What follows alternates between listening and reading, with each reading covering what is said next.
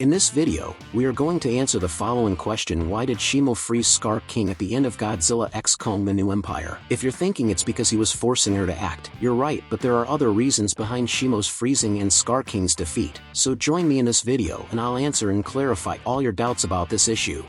Welcome back to Nerds Insights, your channel for daily nerd news. From the get-go in the movie, when Titanus Shimo first shows up, we're hit with a curveball. Instead of the epic showdown everyone had been hyping up between her and Godzilla, we see she's actually being puppeteered into fighting, totally flipping the script. This twist left a lot of us, myself included, feeling pretty let down. We were all expecting this badass Titanus Shimo, ready to throw down with Godzilla, but what we got was more like a pet forced into battle, with the only highlight being her icy breath, which, let's be real, is pretty darn impressive. Then at the climax, Titanus Suko steps in and shatters the crystal controlling Titanus Shimo, causing her to turn the tables on Skar King and freeze him solid. Kong then comes in to finish the job, but here's the kicker: what was up with that crystal? How is it making Shimo suffer? These are the burning questions we're diving into today. Don't forget to hit that like button to show some love for the channel. Now let's talk about Titanus Shimo. Did she live up to the hype, or were you left wanting more?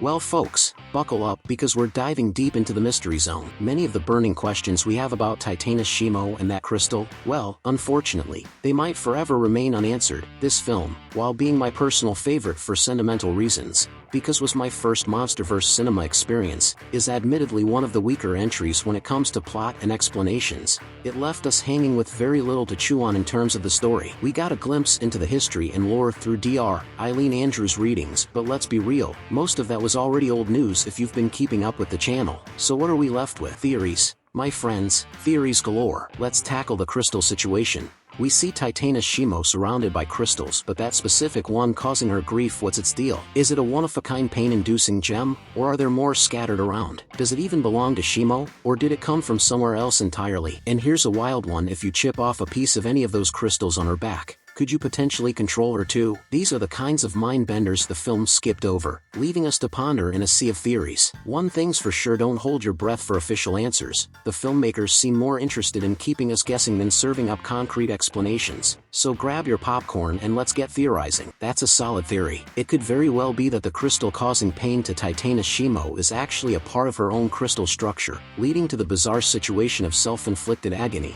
It might not seem logical at first glance, but hey, when it comes to Titans, who knows what rules apply? As for the deeper meaning behind Shimo's icy retribution on Skar King, your take is quite profound. Beyond just seeking revenge, it seems like Shimo, Kong, and Suko are forming a new family, a new society, in the Hollow Earth. By returning to free the other primates, they're symbolically breaking free from Skar King's oppressive reign and creating a new, harmonious community. Shimo's comfort in this new environment without Skar King could indeed imply that he was the root of the problem, not the place or the other primates. It's these kinds of deep dives that make theorizing about movies like this so fascinating. Your theory adds layers to the story and characters, making the movie experience even richer. Can't wait to see where this MonsterVerse saga takes us next. So Shimo froze Skar King. She was kind of freeing herself from him and freeing the other primates as well, and surely she has a certain affinity. Even though Skar King's army was on his side, they were being forced. I doubt anyone helped Skar King because they wanted to, because they believed in his strength, because they believed he was really an emperor and would bring a new empire, because there wasn't that kind of forced loyalty.